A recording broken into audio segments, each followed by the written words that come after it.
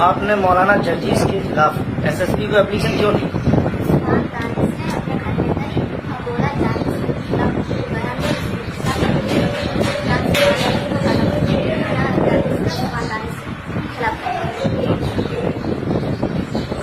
क्या आप पहले से हिंदू थी?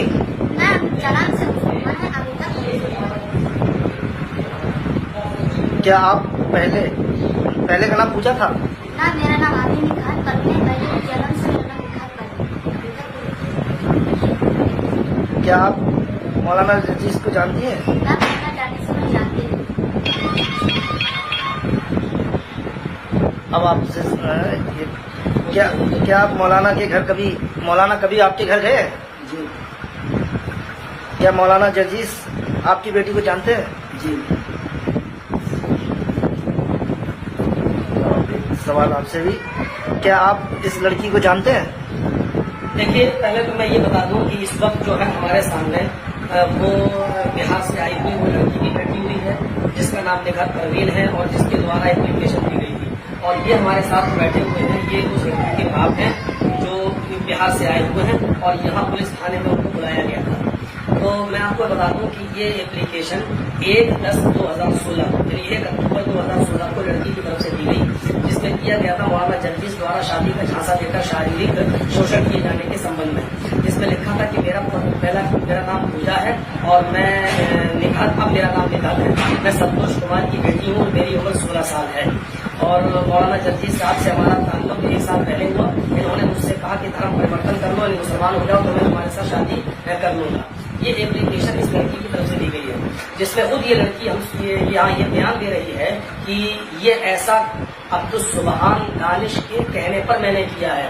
और उसने यहाँ तक कि इस लड़की को 2-3 दिन अपने घर पे रखा और रखने के बाद उसने कहा कि अगर तुम जर्जीस के खिलाफ ये बयान नहीं दोगी और ऐसा नहीं लिखोगी तो हम तुम्हें कत्ल कर देंगे, तुम्हें जान से मरवा देंगे।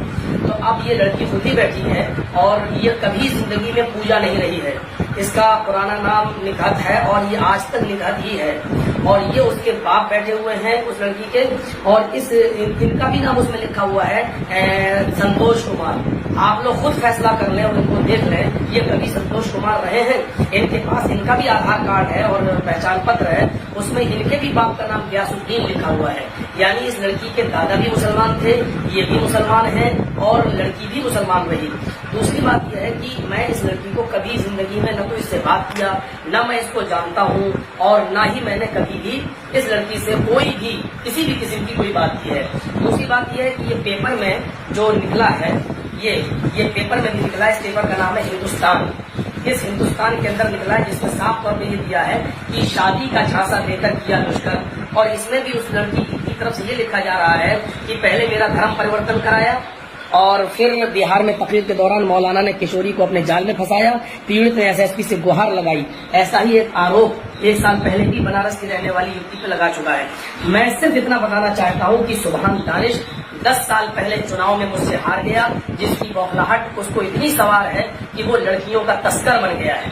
कभी बनारस से कोई लड़की लाता है और वो इटावा में मेरे ऊपर केस करवाना चाहता है, लेकिन वो इटावा में केस नहीं हुआ। फिर वो बनारस के अंदर उसने केस करवाया, फिर वो चार्जशीट बन के जब तैयार हुई तो उस चार्जशीट के अंदर मेडिकल रिपोर्ट में कुछ नहीं आया, लड़की होटल भी नहीं बता पा रही है। और तीसरी बात सबसे बड़ी यह है कि लड़की के माँ बाप यानी बनारस की लड़की के माँ बाप ने भी इस बात को एक्सेप्ट किया कि मौलाना जर्जीस कभी हमारे घर नहीं आए हैं। तो अब्दुल सुबहान दानिश बार बार ये कहता है कि हमें इसको ओहदे से हटाना है। ये पूरी जमात अहले हदीस के मगरबी यूपी के अमीर हैं, हमको किसी भी तरीके से इस ओहदे से इसको हटाना है। एक नहीं, हमको 50 लड़कियां भी लाने की जरूरत पड़ेगी तो हम लाएंगे। तो ये एक घिरा हुआ काम कर रहा है। और आप लोगों को मैं सबको ये बताना चाहता हूँ कि ये न तो अहले हदीस है, न देवबंदी है, न बरेलवी है। ये शियों में शिया बन जाता है, देवबंदियों में देवबंदी बन जाता है, बरेलवियों में बरेलवी बन जाता है, अहले हदीसों में अहले हदीस बन जाता है। इसका काम सिर्फ ठगी करने का है और चंदा करने का है। इसका न तो कोई एनजीओ चल रहा है और न ही इसका कोई मदरसा चल रहा है। और ये भी कहता है जाकर कि मैंने इतने हिंदुओं को मुसलमान किया है। इसने आज तक 2-3 हिंदुओं को भी मुसलमान नहीं किया है। ये फ्रॉड है, 420 है। ये जहां पर भी चंदा करते हुए पकड़ा जाए, आप हमें फोन करें, मेरा नंबर है 7895223598। मैं मगरबी यूपी का अमीर हूँ। पहले आप मेरी तस्दीक लें और उसके बाद में आप इसको चंदा देने से पहले सोचें। आपका चंदा गरीबों में नहीं जा रहा है, मिस्किनों में नहीं जा रहा है, बल्कि ये चंदा इकट्ठा कर करके अपना प्रॉपर्टी इकट्ठी कर रहा है, अपनी जमीन और जायदाद इकट्ठी कर रहा है। और अभी ये 2 अक्टूबर को 1 अक्टूबर को ये इस लड़की को लेकर एसपी के पास पहुंचा। ये पहुंचा सुभान दानिश, मेहतर टोले के मोहम्मद अखलाक जिनकी वल्दियत मोहम्मद यूसुफ है, और तीसरे मसरूर जो अपने आप को बहुत बड़ा इमाम और बहुत बड़ा काबिल समझता है, जिसकी वल्दियत अब्दुल हमीद है जो शादगिरान का रहने वाला है, और एक मोहल्ला बगिया का राशिद।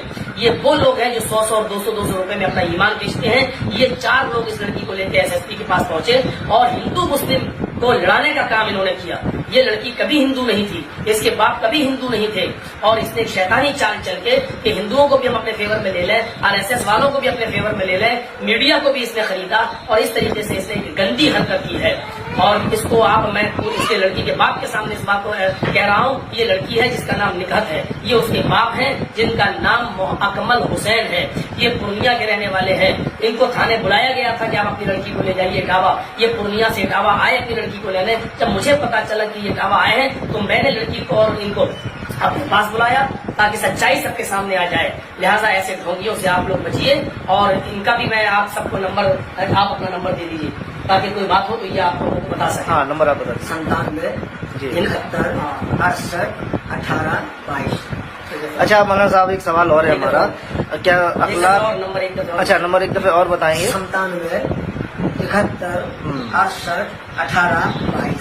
अच्छा मौलाना साहब, एक सवाल आपसे ये है कि आखिर सुभान दानिश और अखलाक और राशिद और आपने जो एक नाम और लिया है मसरूर, तो ये लोग क्यों आपको ऐसा कर रहे हैं, क्यों कर रहे हैं ऐसा? ये वो मैंने बता दिया है कि ये तो सब उसके आदमी है, और सुभान दानिश ने जो ये हरकत करी है वो सिर्फ पौधा पाने के लिए, वो सिर्फ हमको गिराने के लिए कि पूरे वर्ल्ड में